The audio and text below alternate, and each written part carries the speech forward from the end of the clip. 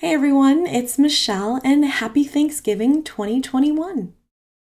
So, I had the grand idea this morning that it would be important for me to come to you in a video and talk about gratitude. And then I thought, I feel like I've done that before. Well, come to find out, I've actually done it for the past couple of years. So, I figured, well, why break a habit now? This is the week of Thanksgiving 2021, and it usually is the beginning of when we start to think about creating or maintaining some sort of gratitude practice. And I wish we talked about gratitude throughout the entire year because it is such a powerful practice, especially to help us manage our anxiety. But we really, as a society, tend to focus on it now. And so now's a good time to mention it, but I think I'm going to try to make it part of my practice in 2022 as well, throughout the entire year and not just during the holidays. So today, I want to talk a little bit about why we tend to not be grateful, why we always tend to think about the negativity in our lives first. And then I want to talk about the power of having a gratitude practice. And then I want to give you some ideas as to how you might start a gratitude practice today, or at least this holiday season, and why. So for those of us that struggle with anxiety, you already know that there's a lot of voices going on inside your head at all times, trying to figure out the what if. If this happens, what if that, right? Our brains are always looking to try to control the situation. It comes from wanting to stay alive, right? Our ego brain, our amygdala brain is constantly scanning and looking for danger and trying to make sure that we stay alive. And it's helpful a lot of the time. When it's not helpful, though, is when things don't go as planned or when change happens and it kind of comes out of the blue. Our mind thinks we're threatened, and therefore it tries to figure out how to solve the problem. And so what it does is it starts to try to control the situation by creating stories. Well, that person said this, so that must mean this, and that, right? And usually those stories are based on experiences that you've had in the past. Things that you may or may not even remember happening. Stuff in your childhood where your little brain that didn't have any virus protection at the time took in a situation and created a story. The example I always love to use is Johnny coming home with a B+ on his social studies paper and his dad saying, "Why didn't you get an A?"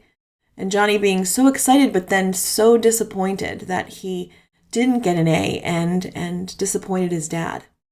And there's this little thing that happens inside of Johnny where he says, "Oh gosh, I now need to be getting A's so that I don't feel this disappointment anymore. I don't feel this terrible, unpleasant sensation for disappointing my dad." And so the perfectionist is created, and Johnny goes throughout his life trying to be perfect in every way. These little things happen to all of us. And so when we think about change in our lives, what we're doing is our little brains are now fully developed, but those stories still exist. And we're constantly scanning for the way things can go wrong, right? So if you're going through a difficult situation right now, there's a really good chance that you're constantly looking at the negative bias of the situation. It's just what the brain does. But there is something we can do about that. The power of gratitude is absolutely incredible. There was a study done in 2015, which I have talked about before, that says that when you focus your attention on gratitude, it can actually do a few things. First, it nurtures and fortifies your sense of connection, so your connection to self and to other people. And it helps you actually be a little bit more resourceful. And then the craziest thing is that it helps and creates kind of a very powerful shift within your own thought process. So hear me out. When you practice gratitude, and it doesn't happen overnight, the neural pathways in your brain, so those little pathways in which you think, they actually can change over time. So right now, my guess is, unless you've had a gratitude practice for a long time, is that your pathways are constantly looking for the negative in the situations. But studies have shown that if you start to change and have a practice of gratitude, your neural pathways actually can change, right? You create different pathways in your brain that start to look for the good. So when you walk into a room, instead of seeing the dust and the clutter and the dark corner of the room, you actually see the light in the room. You see the beautiful blue colored walls, and you see joy coming from a picture that maybe a child has painted for you. It can really change a lot by just having a different perspective. So it's not an easy practice, but it's something that we can try. And it's always really helpful to try it around the holidays because we are so aware that being grateful is such an important part of our lives. The other thing that's interesting is that when you practice being grateful, you actually start to send your energy in that way as well. So in yoga, we talk a lot about how energy flows where awareness goes. And so if your awareness is constantly on the negative, if your awareness is constantly in a place of what if, there's a really good chance that your energy is going to feel negative and heavy.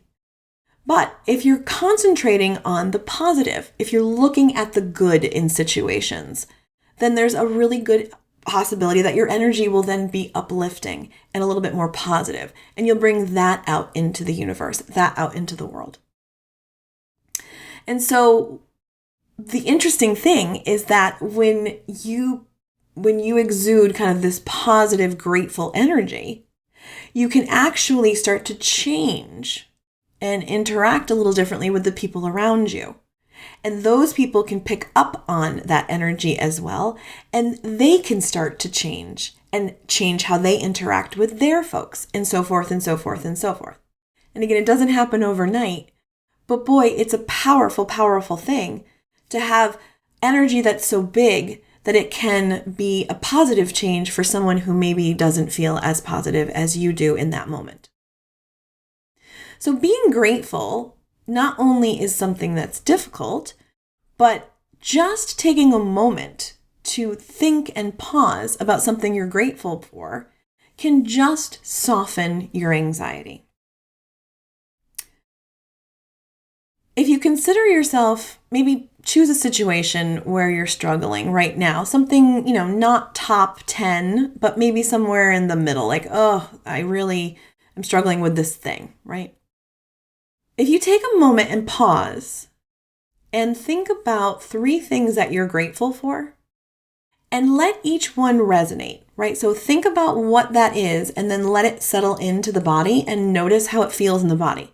Like, I'm grateful for, and then, say the thing and then feel it in the body, and then do that 2 more times. And then bring your attention or your awareness back to the issue at hand, back to the thing that's causing you some strain or stress.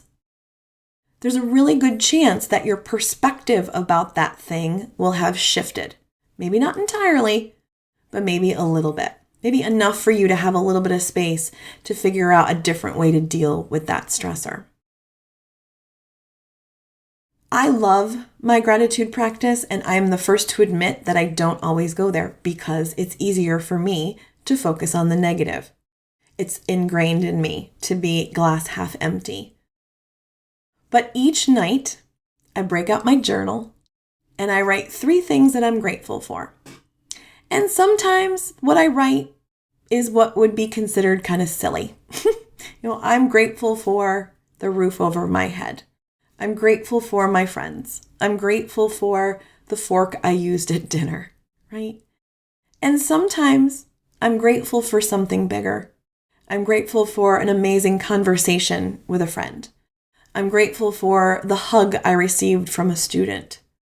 I'm grateful for that person who held space for me to cry when I needed to.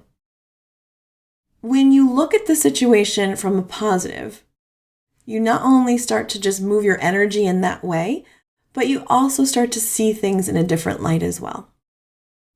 And so this year, I challenge you to start a gratitude practice. So what does that mean? There's lots of different ways to do gratitude. And if you typed in gratitude practices into Google, you probably would get a ton of different ideas. And I would encourage you to do that if this is something that interests you. My personal favorite, though, like I just mentioned, is to journal. And it doesn't take me long. It literally takes me about 2 minutes each night. Some people like to wake up and name what they're grateful for in the morning, which is nice too, to start the day that way. Some people like to be grateful for the food they're about to eat. So you might think about saying grace or just pausing before you start a meal and enjoying, the processes that had to happen for that meal to get on your table, and being grateful for those people to provide that meal to you. Some people like to just pause and do the I'm grateful for practice when you're dealing with something stressful, right? So if you can't think it through, it's like, let me pause and think of 3 things I'm grateful for, and then go back to that issue, and maybe the thing has shifted and I can see it in a little bit of a different perspective. Whatever you choose this year, I encourage you to start it or keep doing it and let it last into the beginning of 2022 as well. It has been an insane 2021. It has been an insane 20 months, pretty much 2 years almost. Not only have we all been dealing with a global pandemic that has morphed and changed and provided us with a ton of uncertainty to make us all a little bit more anxious, we've all had really big life shifts in the past 20 months as well, wanted or unwanted. And again, when the mind is challenged, boy, do we look to the negative. So I encourage you this year to start a gratitude practice. It can be small, could be huge. But just know that just changing your perspective and looking at things a little bit differently might actually help ease your anxiety, calm your mind, and help you feel a little bit more grounded this year. I know it's helpful for me when I get around family and friends that sometimes are a little bit of a struggle. It's like, oh yeah, if I come at this with a perspective of gratitude, maybe it won't be as painful as it would be otherwise. So I hope that's helpful. I'll probably do another gratitude video next year. But in the meantime, I'd love to hear what you're doing this year for gratitude practice and what you think about being grateful for.